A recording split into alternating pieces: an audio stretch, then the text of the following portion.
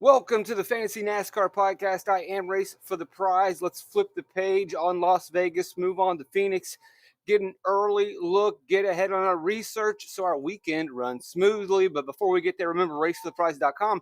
That's where you can get access to the March spreadsheet package. Phoenix, Bristol, COTA, Richmond, $27, or you can do a weekly $10. PayPal, Venmo, Cash App. It's on the screen. It's in the thing below. Phoenix, let's talk about it. Who has been good here? Who are the drivers that we're going to target? It's very early in the week. Some of the things that we're going to have to address is, yes, they are using a new package. So maybe some of our previous track history at Phoenix should be dialed down. But then again, what stats do you want to look at? You want to look at current form? Well, we really only have one intermediate track race. So then you're diving back into 2023. You're going to have to make the decision. Hopefully after practice and getting feedback from the drivers, we'll have a better idea. My stance right now, early in the week, is I think I can trust Phoenix history. The way that this shortish, flattish, intermediate-ish, smallish track races, there are heavy off-throttle times. And getting back on throttle on the flat track with two really distinctive turns, if you're good at Phoenix, in whatever the package may be. And we have changed the package a lot over the years. And we have seen pretty much the guys at Phoenix, you take downforce away, you add downforce, you take horsepower away. For the most part, the same drivers have popped up and have been successful at Phoenix. Maybe the only distinctive change that we really have been made aware is when Phoenix changed the tire compound or the tires that they were using, and we saw Kevin Harvick become less dominant. But other than that, as packages have changed at Phoenix, it's pretty much been the same Phoenix. It's a unique track. If you're good here, if you know how to run the different distinctive lines, if you can get in and out of the corners fast, you're going to be fine. And really the only change that seems like it's going to happen is what they've made a couple rake differences in the diffuser to add a little less dirty air, so maybe that passing is going to be better. So it really shouldn't completely affect off throttle, on throttle time. It's not really going to affect entry and exit from the turns. There might be a subtle change, but these are professional drivers. And so from my perspective, I'm going to trust that the guys that have been good at Phoenix in the past will be good at Phoenix going forward. Another unique feature of Phoenix being that it is now a championship race. Sometimes we see some skewed stats in that the championship race tends to favor the championship drivers, and we see some guys that maybe should have done better or maybe had a better car not necessarily push the issue. They're more deferential to the drivers in the championship forward. Not always the case. You got guys like Ross Chastain that don't care if he's not in the championship. He's out to win some races and make a name for himself. But sometimes we see guys dial it back. Also, in that fall race, we see some hot rods. Teams that know they're there in the championship, teams that have been working on their Phoenix car forever, make the championship, have maybe a slight legal or be it illegal mechanical advantage. And so sometimes you might want to look at the spring race only. It's definitely a conversation worth having.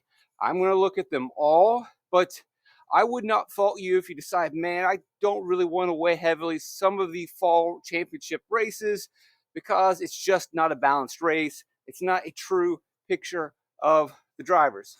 I, on the other hand, will look at them all.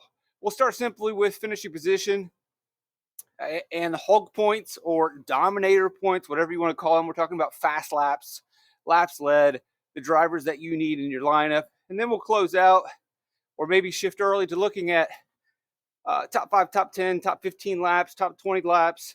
Because when we look at these numbers, we get a really good picture of who is running up front. You can look at average running position, but what I really want to be able to do, because there are pit cycles, there are green flag cycles, and maybe that doesn't always give us the best picture. It's fine. You can look at rating rank. That's fine. But I really want to try to find who is up front, because if I can identify the drivers that are up front, I will have a better chance than others at picking a lap leader, a hog. And we're going to need those, especially the Phoenix with a lot of laps in it. Right now I don't really need to worry about the value. I do need to know where drivers should finish, but a lot of that's going to be shaped by where practice or how practice goes, how qualifying goes. And so we don't really want to spend too much time on value. We don't want to really spend too much time on the mid-tier because in reality, we will be chasing some place differential, not necessarily completely all in on place differential, but we're going to need to have that information to make some stronger decisions. But going into the week early, we can make some pretty firm stance and get a pretty good idea who we believe will be battling up front by looking at top 5% and top 10%.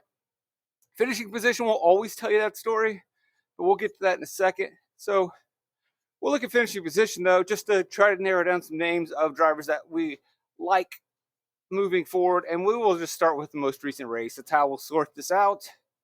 We know that Chastain went in there and took the win, much to Blaney's chagrin. I believe the first time in years, maybe the era where a non-Cup champion goes and wins the Cup champion race. He's got a podium in 3 of the last 4. He's an aggressive driver. He knows the track. Do we think he can lead laps? Yeah, he proved it by scoring 63 hog points at Phoenix in the fall. Looked terrific last week at Las Vegas. Not that that package really translates, but it does tell us that Trackhouse is building fast cars and they can adapt during a race and make good moves, speed the car up, make the right changes, listen to the feedback of the driver. Ryan Blaney, an absolute stud at Phoenix. Not much of a surprise. He is good at short, flat tracks, wins and big fantasy days at Martinsville. And he always comes up short at Phoenix, but he is no stranger to leading laps. And if you drag this out further, I think you even go back as far as 2019, Blaney is leading laps. Penske has been strong at this track for years. Blaney is a pretty good short, flat track driver. No concerns there. He's going to be in our pool of drivers to lead laps. Kyle Larson has really come along as a short, flat track driver. This doesn't even include his championship win in 2021, which was slightly fluky. As a Larson fan, I have no problem admitting that. He won it on pit road at the end, but hey, that's kind of how NASCAR races are won a lot of the time, so no big deal. But then last spring, 74, but he doesn't get the win. Byron snatches that from him because of a late race caution. Regardless, we have really seen Larson evolve as a better short flat track racer with wins at Richmond last year, wins at Martinsville last year. He basically can win anywhere. Hendrick can win anywhere. They are an unstoppable force at the moment, and so far I would put Larson at the top, even above Chastain and Blaney. But maybe you want to put Byron there as well. Byron last year, the only thing that would worry us is if the package is significantly different. Now, one thing worth noting is Larson was the Hendrick driver that participated in the test in the early winter at Phoenix with the new package. So if you want to give Larson a boost above those other guys because of that, fine. He's got a little bit more experience in his package, has a little bit more notes. But then again, Byron has been absolutely astounding. 35, 37 hog points. And you could see the progression in 2022 when they first unrolled the next-gen package. The next year, he gets even better. He wins in the spring, finishes 4th. Just didn't quite have all the speed he needed in that championship race. Big disappointment, I would say, for Byron. Big disappointment for Hendrick. It seemed like it would be his breakthrough year. Well, more to come, I would imagine. Buescher has really stepped forward. And you may not completely see it on here, but he did finish 5th. He did get 20 hog points. And you're probably saying, I don't see it. What's the big step forward? Those are pretty decent. But you have to look at the other short flat tracks. He won at Richmond earlier in the season. He was in contention in this Phoenix race. And if you look at his progression and his development with RFK, many of the tracks where Buescher is getting better are tracks where Brad Keselowski was traditionally good. Like I said earlier, these are tracks where Penske runs well. It seems that Brad has brought over a lot of his notes, and while it may not be helping him because he's a crusty old veteran, this could be big gains for Buescher, and he's not a driver that I want to completely ignore. I still believe, even though he had a really good season last year and even had that Bristol win 2 years ago, that trust and faith in Chris Buescher is relatively low. And if you can buy in on Buescher early, it may be a GPP tournament win for you at some point. And he's never really going to be priced too high.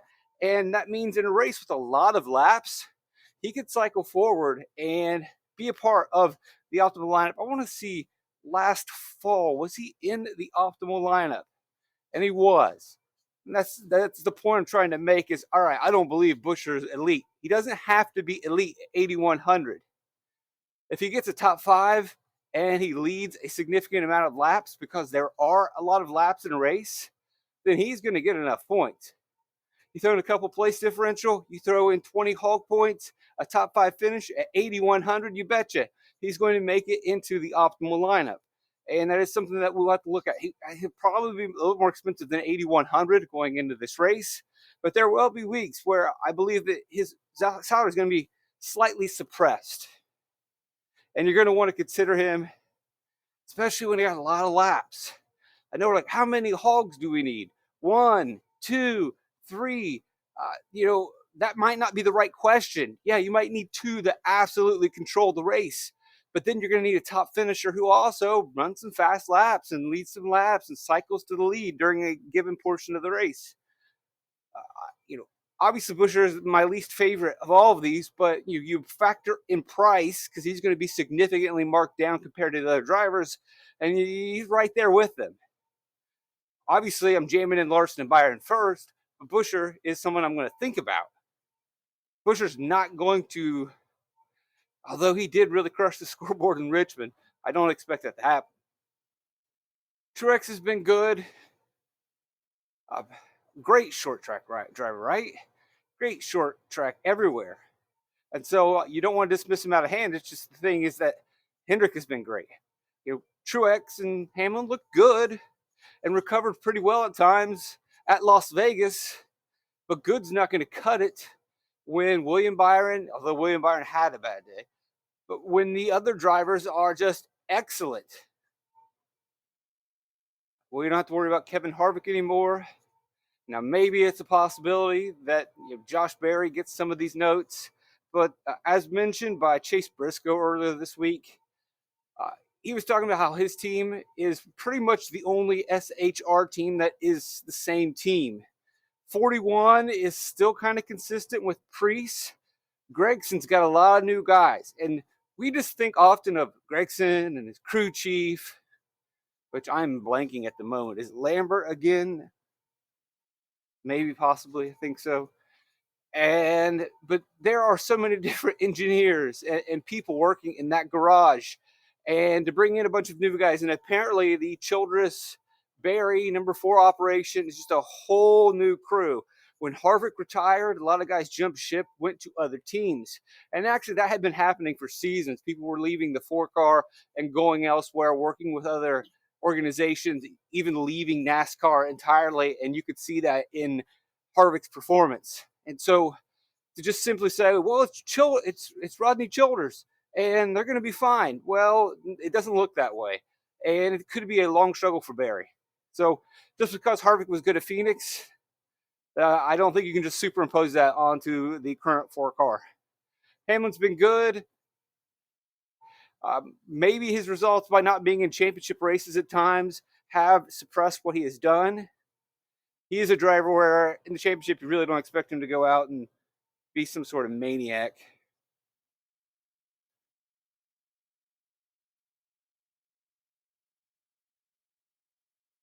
So it's sounding like I like all these guys, which I hate that podcast where I'm playing everybody. So let's get away from that. Let's break this up and let's change paces a little bit, look at a different data point.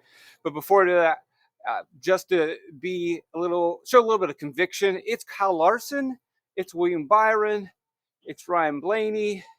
I would put Chastain a step down. You don't have to do that. And I'm putting everybody else a step down or 2 steps down. But, I know that's not necessarily hard-hitting content, but it's early in the week. And those are the places that I will go. I don't know if we're going to – let's change up and look at the optimals. And then we'll look at the percentages. Let's just look at some of the construction of previous winning lineups. Then we'll go into top 5 percentage and see if we can find some lap leaders. Thanks for joining me. I appreciate you guys being here. Tons of video views, tons of new subscribers, the likes, the subscribes. All that is great. I cannot believe it. I can't believe it. I'm blown away. And if you want to go a step further, racefortheprize.com. You can PayPal, Venmo, cash out $27 to me, and I'll give you access to all these fancy NASCAR spreadsheets, all of this data. So if we look at last year's, I don't know if I love looking at this sheet in particular. It gives us the finishing position, their place differential. Sometimes I just rather would look at the actual big board and see some starting position. So we got Ross Chastain starting 8th. Up front, leads laps, wins the race. William Byron starting first, leads laps. And we got Ryan Blaney, who you would worry, oh, that's a little too deep, but he was a championship contender. You might also just say to yourself, nah, he's going to lead laps and I get some place differential. Yummy. Chris Buescher, starting in the top 10, is able to lead laps. He starts close enough to the front that he is in contention. McDowell with a good day. Not really surprised. Like, sometimes it's like, oh, that's a shock, but he was the 13th highest rated driver. So he ran inside the top 15 all day. And then JJ Yeley is just a straight punt at his home track in Phoenix, 34th, 27th. Salary relief. We'll go back over here. And now I do want to go back over to my top because I want to see the hog points from these drivers. So fast laps led. We had 4 drivers with over 17 of those points. Blaney, Buescher. Blaney was 17, Buescher with 20, Byron 35, 63. You needed to target towards the front. I think the deepest starter here was Ryan Blaney starting 15th. And it was a hog day. Is that always going to be the trend at Phoenix? Let's dig in and let's see more. Obviously, we're probably going to end up with punts at Phoenix and maybe even double punts because there are so many laps. And at these tracks with mini laps, short flat tracks, they tend to favor the expensive driver. Very rarely, but it does happen. Do we get middle tier or cheaper-ish drivers that are leading laps and running fast laps? You might get one, but then we've got 2 other drivers that are going to lead laps and run fast laps, and they're typically expensive. And so as you spend up for the necessary hog points, you then have to punt and take a super cheap value. Sometimes maybe even 2, not always the case, but when we're constructing our lineups for Phoenix, we know we're going to go real cheap on somebody so that we can have some money to really target, an 11,300 Ryan Blaney, an 11,200 William Byron. You get a discount on Chastain and Buescher, but that's not always going to be the case. You're even going under 6K here with Michael McDowell, starting 19th, which is not the most comfortable spot in the world. We look at the spring race optimal lineup. And again, you got 74 hog points from Larson, or dominator points, if you will. 37 from Byron, and another 31 from Kevin Harvick. Those are hog points, fast laps led. Then, you want to call this a double punt? You want to call it a double under 6K? Well, however you want to format it in your mind. I know some people think punts are more like JJ Yeley, Rick Ware cars. Well, we really only have one Rick Ware car anymore. You want to just consider the guys under 6K. It's however you want to format it. But one thing that's worth noting is you've got Michael McDowell again. He was in both optimal lineups, 5,400, Ricky Stenhouse Jr., 5,800. Not scoring big-time points, 32 for Ricky Stenhouse, 25 for Michael McDowell. If you look on average, from these 2 punts in last season's race, you get 67 from the 2 of them combined in the fall, and then we got 57 in the spring race. So not a lot of points. So roughly 20-ish, about 30 points per driver. So you need them to finish around 20th, which is 24 finishing points, and get you some place differential. There's 4, and then Stenhouse scrapes off some fast laps, although it may not have been necessary, but maybe 20th place from punt with some place differential on the side. 30 points seems to be our early target when constructing our lineups. That might be the easiest part. Sometimes the easiest part is identifying the cheaper drivers that can score just enough points, that provide just enough salary relief, and then you start scratching your head of, all right, how is this sequencing of this race going to play out? Who's going to run up front all day?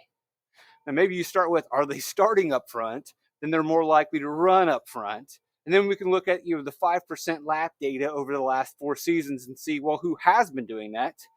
And that's who should do it, and that should help us narrow down our hog hunt, our hog search, looking for feral hogs in the woods, spotlights on a gator boat, flying over in a Black Hawk helicopter.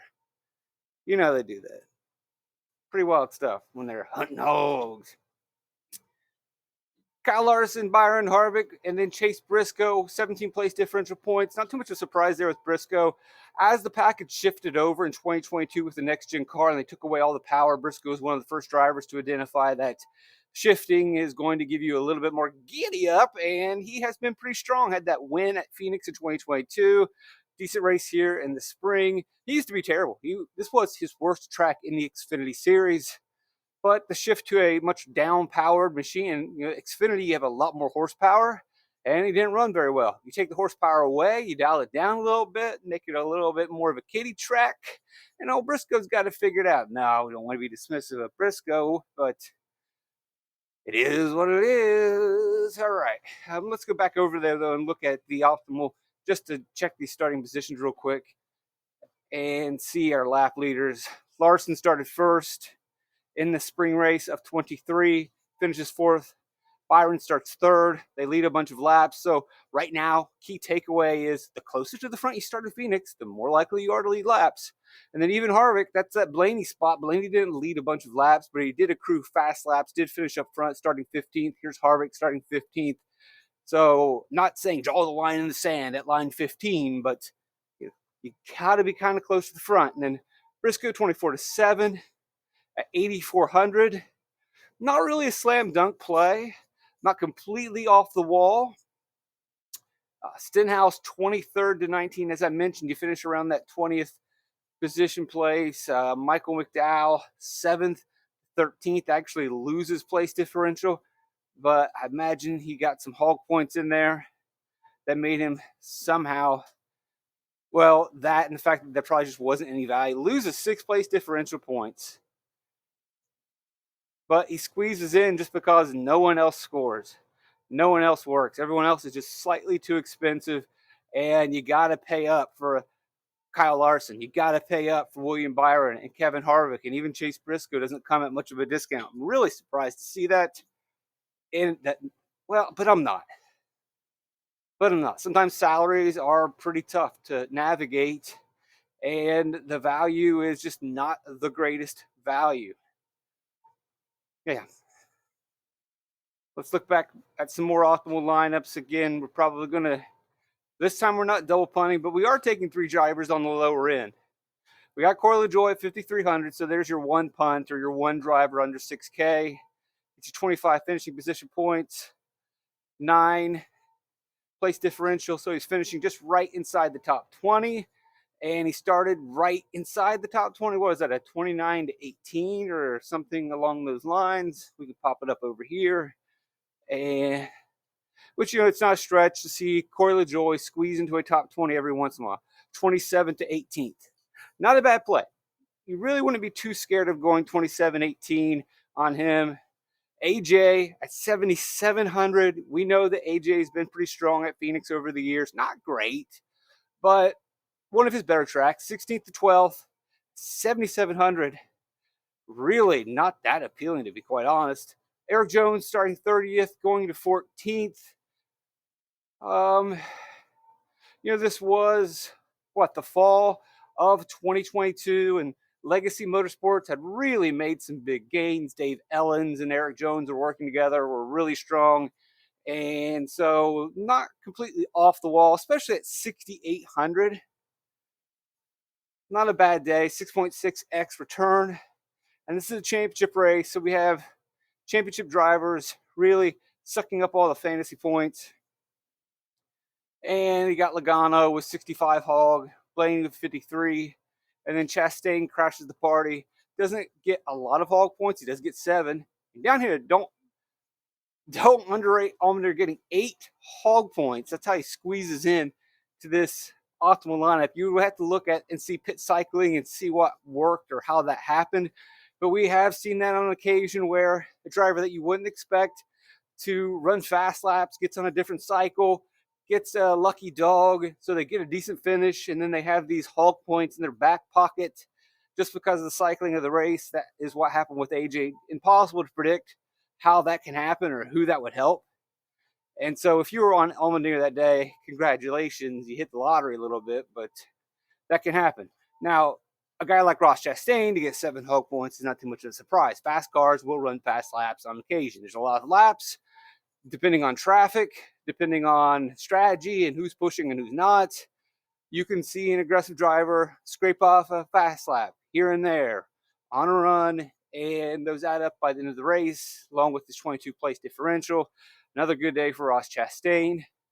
We are seeing usually at least one big place differential driver, for sure 2 big hogs, sometimes 3 hogs, and then we're getting some value that hasn't necessarily been chalk. We get 1 usually, but again, I mean, I guess the value here is not too much of a stretch.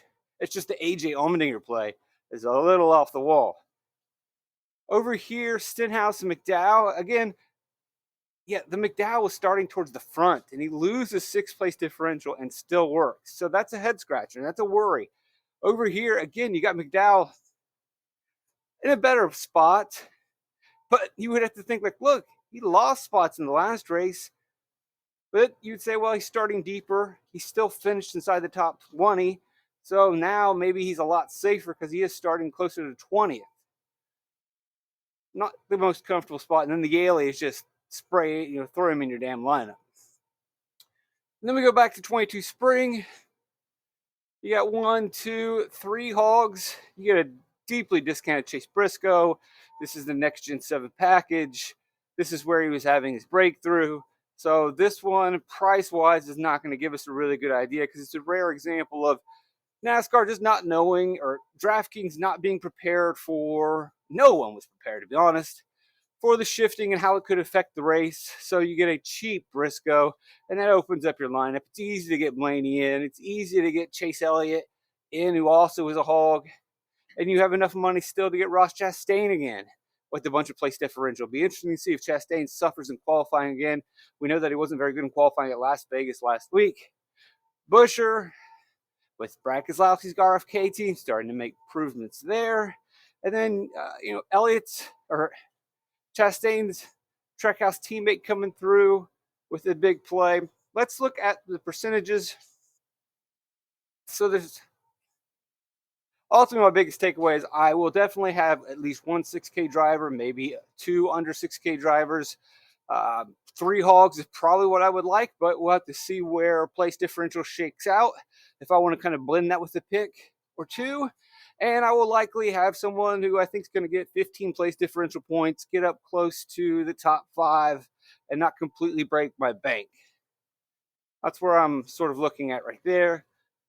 Let's look at top 5 percentages as we close out and try to find drivers that are going to lead laps. Of course, William Byron, over the last 4 races, on average, 7th place finish, but on average, 73% of the laps he runs are in the top 5. So if we are trying to find a driver that is going to lead laps, you'd probably look at the guy that last year ran 95% in the fall.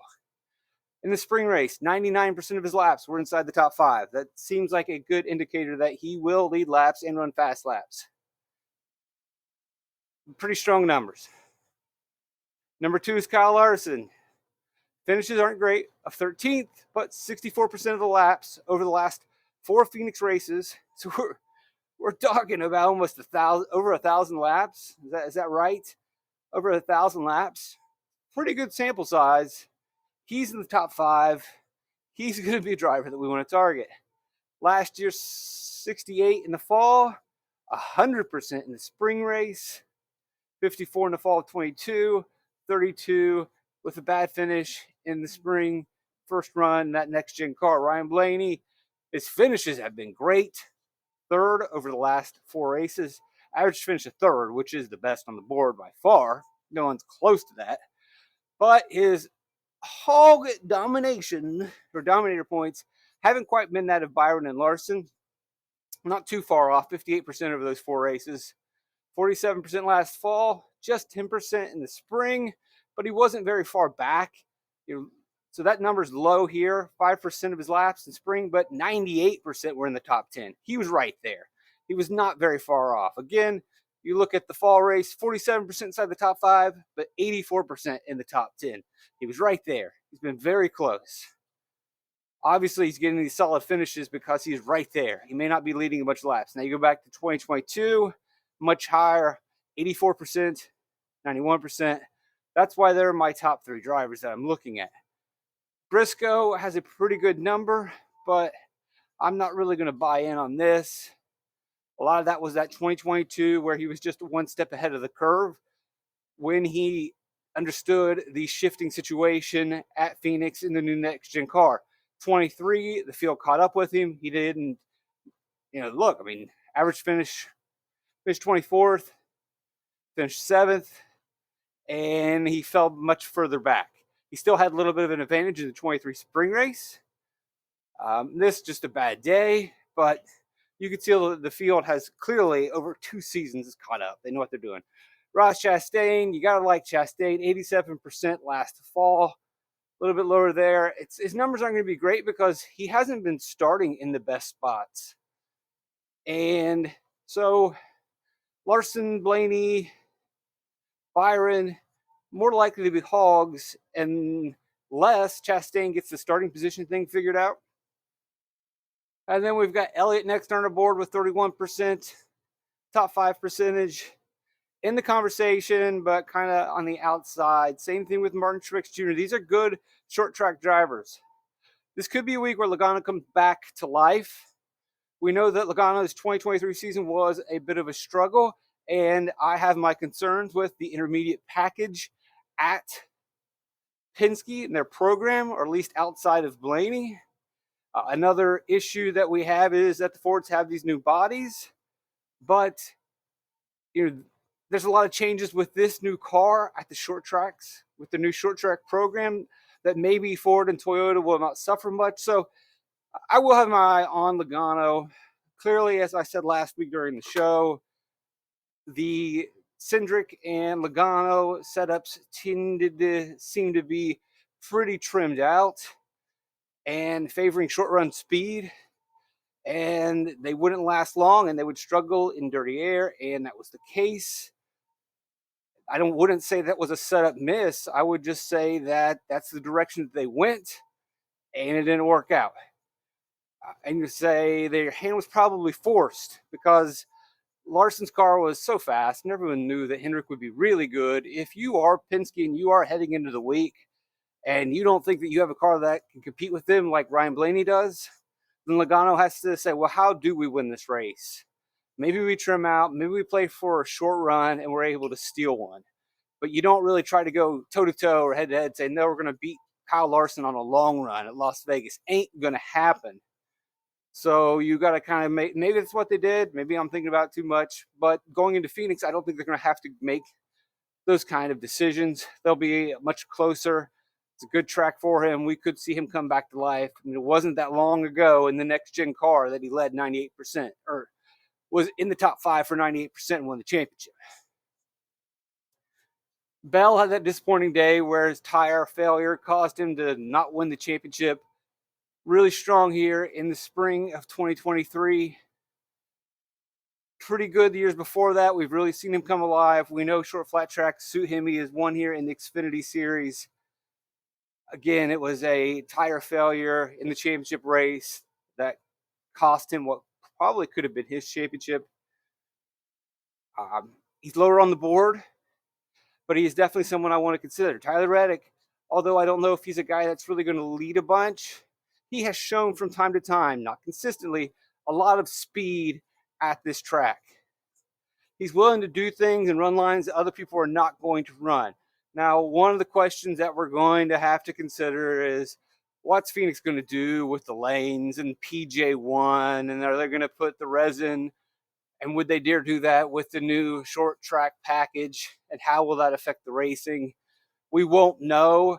I would suspect that they're not going to mess with the resin on the track, but I'm almost never correct about if they decide to do that, when they decide to do that, whether they decide to put more resin down throughout the weekend. It is always a guessing game. And I will be the first to admit that I am not an engineer, so I wouldn't know what to do. I will also be the first to admit that they aren't usually either. And their application of resin sometimes boggles the minds of many. Sometimes it works, sometimes it doesn't, but do they dare be bold enough to do this in the first test of the new short track package? I would expect not. But then again, it is NASCAR that we're talking about, folks. I think I have talked enough. What say you? This is your early week look. We'll close out by looking at some possible values. Let's look at guys who run inside the top 20 and look down the board and see if there's any slight surprises. Don't want to leave you completely. And I know I said earlier, like, oh, well, the value is going to be dependent on where they're starting, what they do in practice. And that's true, but we want to go into the week with a decent idea of who we should expect to do what. Like last week, I was very high on Daniel Hemrick because I believed in the colored cars. I didn't mind too much his track history and his performance. He goes into the race weekend, lays down a fast lap, but struggles in qualifying. And I say to myself, yeah, the speeds aren't great. He did put down some good speed in practice. He is starting towards the back. But my process and research early in the week said, do not abandon Colic. I didn't abandon Colic. He ends up in the optimal lineup. That's what we're doing right here. We're finding some drivers that we like. We're circling them. We're highlighting them. We are remembering them. And when they don't necessarily do what we need them to do in practice, we pat ourselves on the back. When they go into qualifying and don't look great, and there's concerns about the car being too tight or the setup missing, we pat ourselves in the back. We rub our hands together and we smile gleefully because we know that other DFS NASCAR players are going to jump ship and go and get that shotgun wedding with the practice, go and elope with qualifying, and abandon a driver that may have looked good earlier in the week. That will lower ownership. That'll differentiate our lineups, and that'll make us give us a clearer path to winning the GPP. Happens every week. People find guys they like. Something doesn't go right during the weekend, and they kick them to the curb. Right now, we're highlighting, circling, saying we're going to love you forever, and we mean it. Always, forever. Till death do us part. Let's see if we can find some value. And although there will be some rocky times ahead, love is not a victory march. We will stay together for the kids. We'll stick it out. Come Sunday at Phoenix, we'll play a play that may make us feel uncomfortable. The wife might say something that we don't like or put us in an awkward position, but we don't run away and run out. We swallow our pride, we swallow it down, we deal with it, we move on to the next day. Here we go. I love the analogies here. I know they're my analogies, and I shouldn't say that. It's kind of pretentious, but where else do you get this type of real life analysis? I don't necessarily know where to start, but all right, let's just click on. Let's go. Alex Bowman.